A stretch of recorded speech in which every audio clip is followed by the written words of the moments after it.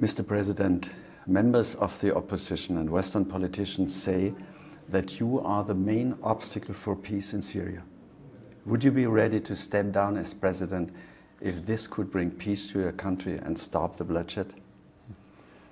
President shouldn't run away from challenge, and we have national challenge now in Syria. So President shouldn't escape the situation. But from the other side, you can stay as president, you can stay in this position only when you have the public support. So answering this question should be a public answer by the Syrian people, by the election, not by the president. I can nominate myself, I can run for the election or not run. But to leave or not to leave, this is about the Syrian people. Do you think that you still have a majority behind you in your country? If I don't have the public support, how could I stay in this position? The United States is against me, the West is against me, many regional power and countries are against me. So, and the people are against me. So how can I stay in this position? So the answer is, of course, I still have public support. How much? What the percentage? This is another question. I don't have numbers now. But of course, to stay in this position, in this situation, you must have public support. I've been to some of the demonstrations, even in Homs, in peaceful demonstrations. Isn't it legitimate if people demand for more freedom, more democracy, and less power in the hands of one family, less power in the hands of secret services? Let's correct the question first to have the correct answer. We don't have power in the hand of a family. In Syria we have state, we have institutions, maybe not the ideal institutions, but we don't have family to run the country. So we have a state. This is first of all. So now we can answer the first part. Of course they have the right. They have legitimate right, whether they are demonstrators or not. Not only demonstrators ask for freedom. Actually, the majority of the people who ask for reform, political reform, not freedom. We have freedom, but not the ideal freedom. But the reform, let's say, to have more participation in the power, in the government, in everything else, in their country. This is legitimate, but the majority are not in the demonstrations. You have people who demonstrated and you have not, but this is legitimate. A question that everybody is asking in the Western countries, in your country, who has killed the thousands of civilians who died in this conflict? The opposition blames you. If you want to know who killed, you have first to know who has been killed. We cannot tell about the criminal without knowing about the victims. Those victims that you're talking about, the majority of them are government supporters. So how can you be the criminal and the victim at the same time? The majority are people who support the government, and large part of the others are innocent people who's being killed by different groups in Syria. Would you admit that some of these, or a certain percentage of these innocent civilians has been killed by your security forces, a certain percentage? No, you don't have, because you have investigation committee about all the crimes that happened in Syria. But from the list that we have, from the names that we have, the highest percentage people who are killed by gangs in different kind of gangs, whether Al-Qaeda, whether extremists or outlaws, people who escaped the police for years. So you say that the rebels whom you call terrorists have killed more civilians than the security forces? Not really. They killed more security and soldiers maybe than civilians. I'm talking about the supporters. But if we talk only about the civilians, did the rebels kill more civilians than the security forces? Or did the security forces kill more civilians? Yeah, that's what I mean. If you talk about the supporter of the government, the victims from the security and the army are more than the civilians. You said there are investigations against those members of the security forces who might have killed innocent civilians. Have some of them been punished? Yeah, of course. They were detained in prisons. In prison? They've been they are subjected to trial now, like any other crime. Who has committed the massacre of Hula, in which more than 100 people were brutally murdered, among them many children? Yeah. Gangs came in hundreds from outside the city, not from inside the city, and they attacked the city. And they attacked the law enforcement forces unit inside the city. And then they killed many families, and as you mentioned, children and women. And actually, those families that's been killed, they are government supporters, not opposition. I was told by somebody who lives in Hula and who lost members of his family. He told me that the killers wore army uniforms. Why did they wear army uniforms? Just to accuse our government. That happened many times. They committed a crime, they published videos, fake videos, and they wear the soldier uniform, our army uniform, in order to say this is the army that's been killing the people in Syria. You say this is a strategy of the rebels? Yeah, from the very beginning. Yeah, they do it all the time. Not only in Hula, in many places. Who are these rebels whom you call terrorists? They are mixture, they are amalgam of Al-Qaeda, other extremists, not necessarily Al-Qaeda, and outlaws who escaped the police for years, mainly smuggling drugs from Europe to the Gulf area, and others who were sentenced in different sentences. So it's a mixture of different things. How many rebels are fighting against your government? You don't have number, but you can talk about thousands. 20, 30? You cannot tell. I wouldn't give you any number if not precise. Would you say that all these rebels are terrorists? It depends on the act. If they attack people and burn and destroy, of course this is terrorism by the law. But you have people who are implicated without being criminals for different reasons. Sometimes for financial reasons, they pay them money. Sometimes under threat, and sometimes for certain illusions and delusions. So not all of them are terrorists. That's why we absolve many of them when they give up their armaments. Okay. Did you capture some of the Al-Qaeda fighters you were talking about? Yeah, we caught many. Tens of them. From which countries? From maybe Tunisian and Libyans, I think. Could I meet one of them? Yes, you can. With a translator? Alone? Yeah, of course. What is the role of the United States in this conflict? It's part of the conflict. They offer the umbrella and political support to those gangs to create stability or to destabilize Syria. You say the United States is politically supporting the rebels. Yeah. Is that correct? Yeah, exactly. And you say these rebels whom you call terrorists kill civilians. This means you're accusing the American government of being at least partly responsible for the killing of innocent Syrian civilians. Is that correct? Of course, exactly. As long as you offer any kind of support to terrorists, you are a partner. Whether you send them armament or money or public support, political support in the United Nations, anywhere, any kind of support, this is implication. You know that Western politicians see the situation differently. Yeah. And they are discussing a military intervention in Syria. How would you react? Would you retaliate against Western countries? No, it's not about the retaliation, it's about defending our country. Our priority is to defend our country, not to retaliate to anyone. This is our duty, and this is our aim. And you're prepared for such an attack? Whether you're prepared or not, you're going to defend your country. But you have to be prepared. If for you the United States is part of the problem, why don't you negotiate with them? Why don't you invite Mrs. Hillary Clinton to Damascus? Why don't you make the first step? We never closed our doors in front of any country in this world and any official, as long as they want to help in solving the problem in Syria, providing that they are serious and honest. But they close their doors, so we don't have any problem. We always announce publicly that we are ready for any kind of help or dialogue.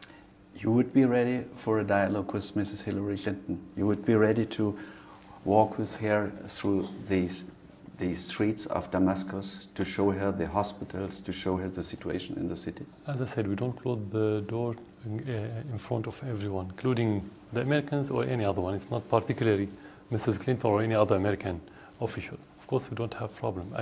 We did it many times with others to walk in the streets, as you mentioned, and we'll do it again. We don't have problem, of course. Let's come to the internal situations. Are negotiations with the different opposition groups still a realistic option, or do you think you have to fight this conflict out till the bitter end? Dialogue is the strategic option. whatever you do, whatever other option you have, you need a dialogue, at least to make sure that you can do something peacefully. But as long as you have terrorism, and as long as the dialogue didn't work, you have to fight the terrorism. You cannot keep just making dialogue while they are killing your people and your army. But you could have a dialogue with those who are not terrorists. We had dialogue last summer, and we kept inviting them. Some of them accepted the invitation, and they made dialogue, and they participated in the elections in the parliament, and they had some seats in the parliament, and they have portfolios in the recent government last week. But they got only 2% in the last elections. Yeah, this is not our fault. We don't have to offer them the percentage. So we don't create the government. Would you be ready to talk also to the opposition in exile? Yeah, and we announced that. We said we are ready to talk to anyone. Would you be ready to discuss and negotiate also with rebels if they lay their weapons down? Definitely, and we did, and we absorbed them, and some of them live normal life now. They don't have any problem. You would be ready to talk to everybody if he lays his weapons down? Of course. Even before, we started talking before they laid down their weapons, in order to get that result. What about the Kofi Annan plan? Mm-hmm. Has it failed? No, it shouldn't fail, and Kofi Annan is doing so far difficult, but good job. We know that he has many obstacles, but it shouldn't fail. This plan is a very good plan. What is his main obstacle? The main obstacle that many countries didn't want it to succeed. So they offer political support, and they still send armaments and send money to terrorists in Syria. They wanted to fail this way. Who sends the weapons to your country? Who is the country who is supporting the rebels most? If I don't have evidences, concrete evidences, I will tell you what the indications. Those countries announced publicly that they're going to support those terrorists, mainly the Minister of Foreign Affairs of Saudi Arabia and his counterpart in Qatar. They announced publicly they're going to support them. This is regarding the armaments. Turkey, I think, offer logistic support for smuggling. And the United States? United States mainly so far, what we know so far, that they offer political support. Means of communication also? We have some information about this, but I didn't mention it because we don't have concrete evidence to show it to you. What about Kofi Annan's plan for a united government, for a unity government, for a government formed by the different groups, with the opposition groups, with Baath Party members? Yeah, you're talking about the Geneva conference now. His plan for a unity government, yes. Yeah, we talked about it in Syria. Now we have a unity government where you have the opposition that participated in the parliament, participated in this government, but you should have criteria. How do you define opposition? You may have tens of thousands, hundreds of thousands, or millions. Could they participate? You need this kind of government, the democracy needs criteria and needs mechanism. For me, the mechanism is the elections. If you represent the people, you go to the election, you run the elections, you win seats, you can come to the government. While if you're only opposition but you don't have any seat in the parliament, who do you represent? Yourself? When are the next elections? Which elections? Yeah, you were talking about the elections. The next election. No, I'm talking about the parliamentarian. I'm talking about the parliamentarian. It was only 2 months ago. Yeah. Or a month ago. But for example, the opposition in exile didn't participate in these elections. Would you accept members of the opposition in exile to participate in an interim, let's call an interim government? If they can comply with our rules, with our laws, they not participated in criminal acts or asking the NATO or any other country to attack Syria, which is against our law, they have the right to participate. We don't have problem. Many of the opposition in Syria, inside Syria, participated. Why to ban the opposition outside from this participation? We don't have any reason as government. A man like Galyoun, or he's the president now of the National Council, you would be ready to accept them? It's not about the names or the position, it's about the principles. We have to go back to the file. Does he have anything legally to ban him from being part of these elections or not? So this implies on everyone. So it's not about names. Mr. President, when you think about what happened to the leaders of Egypt and Libya, when you remember the pictures that we all have seen on TV, aren't you scared for your family, your wife, your little children? No, if I want to describe two different situations you're talking about, describing what happened to Al-Qaddafi, this is savage. This is crime. Whatever he did, whatever he was, nobody in the world can accept what happened to kill somebody like this. What happened to Mubarak is different. It's a trial. Any citizen, when he watches a trial on TV, he would think that I don't want to be in that position. So the answer is don't do like them, don't do like him. But to compare or to be scared, you have to. To be scared, you have to compare. Do we have something in common? No, it's a completely different situation. What's happening in Egypt is different from what's happening in Syria. The historical context is different. The social fabric is different, and our policy was always different. So what's in common? You cannot compare. So you cannot feel scared, but maybe you feel sorry or pity or whatever. But nevertheless, you have a hard opposition.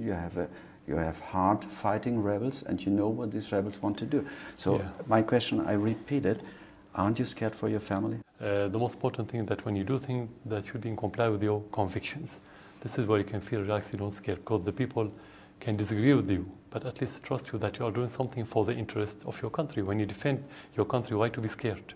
When you do something to protect the people, why to be scared? You may say that you have thousands of victims. What if you have hundreds of thousands of victims?